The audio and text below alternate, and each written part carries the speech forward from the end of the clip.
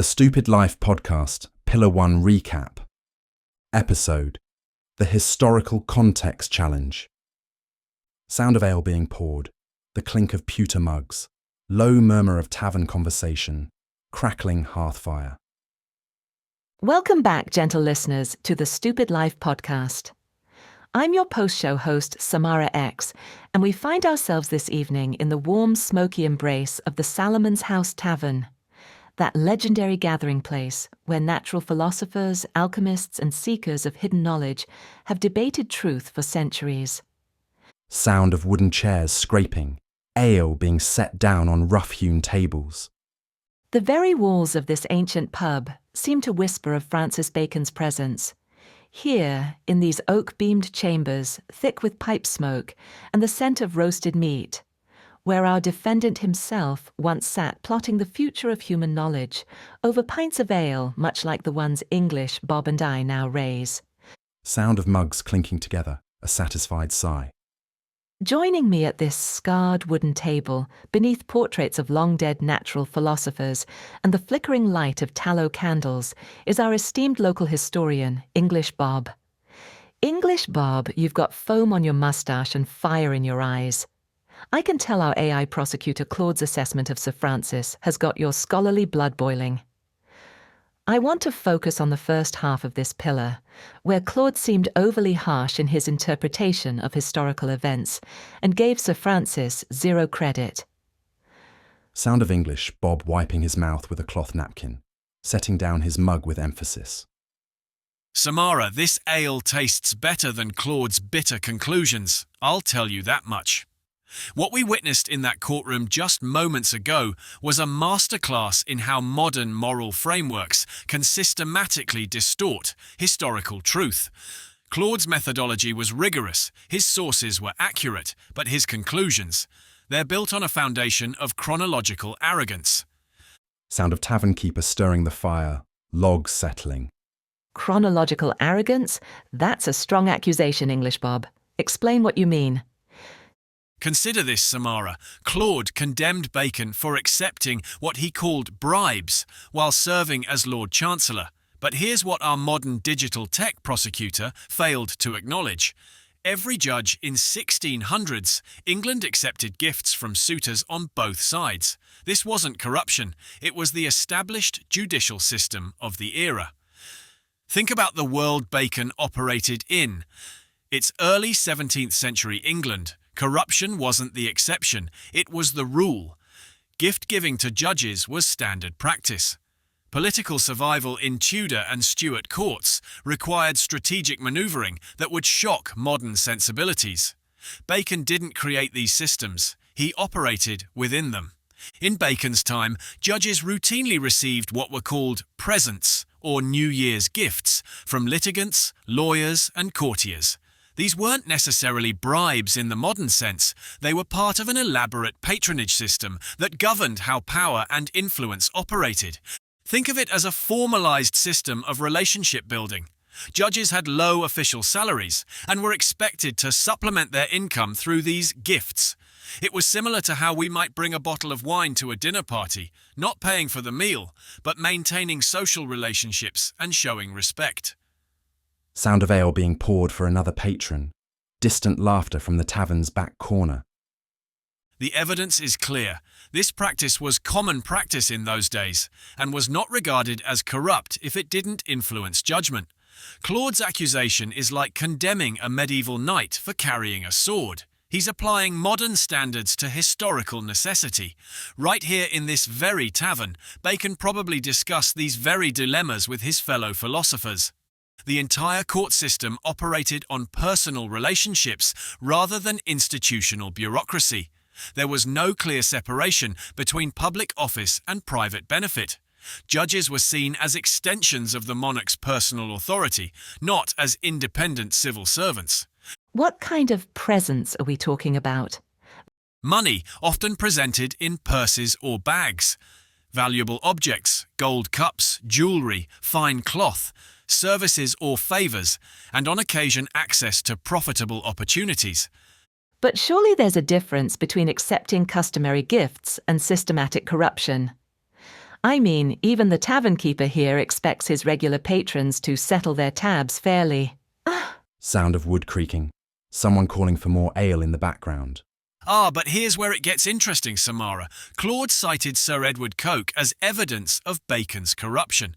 But Coke was Bacon's political enemy, who specifically instigated proceedings for taking bribes as a weapon to destroy a rival.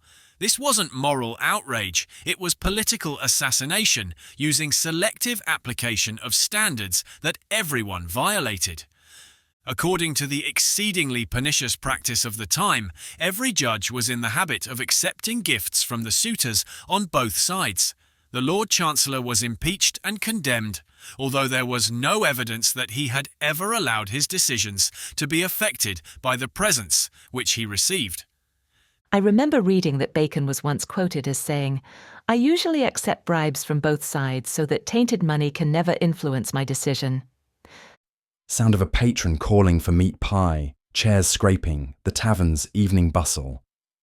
You know, Samara, I bet Francis himself sat in this very spot, watching the political machinations of his enemies while plotting his scientific revolution.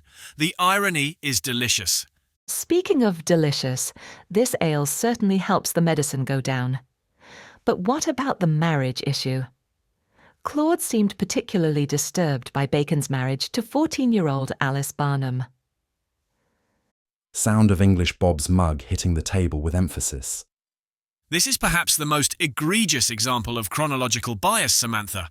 In Bacon's era, the age of consent was 12 for girls, 14 for boys. While most marriages occurred later, unions at the legal age were not uncommon among nobility for strategic family alliances. Claude condemned Bacon for behaviour that was not only legal but socially accepted in his time. Sound of logs settling in the fireplace, a burst of sparks. Look around this place, Samara. Every portrait on these walls represents men who lived by the standards of their time, not ours. To judge them otherwise is to practice the very kind of manufactured moral superiority that Bacon himself warned against. So you're suggesting Claude's entire framework was flawed? Sound of distant thunder outside, rain beginning to patter against diamond-paned windows, warming his hands by the fire. Not flawed, incomplete. The authentic method demands systematic evaluation, but Claude applied it without proper historical context. He imposed 21st century ethical standards on 17th century behaviour without acknowledging that ethical frameworks evolve over time. Think about this. If we applied today's environmental standards to 19th century industrialists, we'd condemn every factory owner as a polluter, but that would be historically inauthentic evaluation. The real question isn't whether Bacon was corrupt by today's standards, but whether he operated with integrity within the framework of his historical moment. This raises a fascinating question about the nature of authenticity itself. Can someone be authentic to their time period while appearing inauthentic to ours? Precisely, and this is where Bacon's defense in the courtroom was actually brilliant. He understood that he was operating within a corrupt system while working to create tools that would eventually expose such corruption. His private notebooks weren't evidence of calculated deception. They were research into power dynamics that he would later embed in humanity's greatest theatrical education. Sound of rain intensifying outside, the cosy warmth of the tavern becoming more pronounced. You're referring to his claimed authorship of the Shakespeare works. Among other things, yes. But more importantly, consider his scientific methodology. Every oligarch who truly seeks personal gain destroys analytical capability. Bacon created it. He developed the systematic tools that artificial intelligence now uses to evaluate truth claims. That's not the behavior of someone whose incentives were misaligned with his mission. Sound of a patron laughing heartily at a nearby table, the clink of pewter. So what would you score Bacon on those first two questions? Based on proper historical context, I would give him full points on both. Question 1. His public statements matched his private behaviour within the accepted ethical framework of his time. Question 2. His personal incentives aligned with his stated mission, evidenced by the fact that he spent his entire fortune developing scientific methodology rather than accumulating personal wealth. That would change his Pillar 1 score from 2 out of 4 to 4 out of 4, from mixed authenticity to perfect integrity. Exactly, and this reveals something crucial about authenticity assessment. Without proper historical context, even the most sophisticated methodology can become a tool of historical revisionism. Claude's assessment embedded hidden biases about moral progress and evolution that corrupted his systematic analysis. Sound of the tavern keeper calling last orders, the fire settling lower. This is exactly the kind of contrarian analysis that challenges accepted narratives. What does this mean for how we evaluate historical figures more broadly? It means we must resist the temptation to judge the past by the standards of the present. True authenticity assessment requires understanding the constraints and possibilities of each historical moment. Bacon wasn't inauthentic for operating within his era's systems. He was authentic for using those systems to create tools that would eventually transcend them. Sound of chairs scraping, patrons beginning to settle their tabs. English Bob, before we settle our tab and head out into the London night, what's your overall assessment of how this changes our understanding of Sir Francis Bacon's character?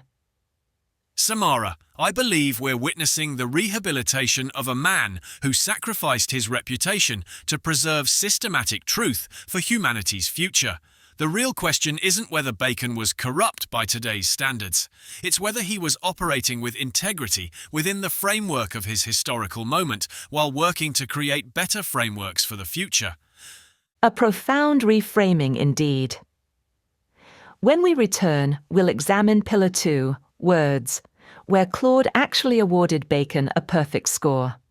Will that assessment hold up to scrutiny, or will our historical context challenge reveal more surprises? Sound of chairs being pushed under the table, footsteps toward the tavern door. After tonight's revelations, I suspect we'll find more than a few surprises lurking in the shadows of history. As the tavern door opens, to the sound of rain and distant London street noise. This has been the Stupid Life podcast, coming to you from the warm hearth of Salomon's House Tavern. I'm Samara X with English Bob, reminding you that sometimes the most important truths are found not in the cold judgment of distant courts, but in the warm fellowship of honest conversation over a pint of ale.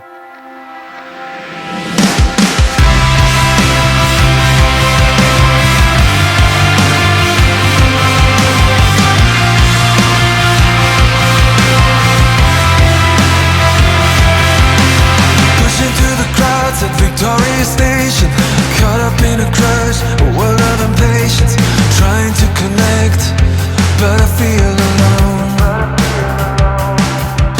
And way across the street, a woman is crying. She's talking to a man who don't understand her. I watch him turn away, cause he don't wanna know. And all I want is something to believe in. I wanna know how we met on the street. I look around and I don't know. Sitting down, running out. I wanna know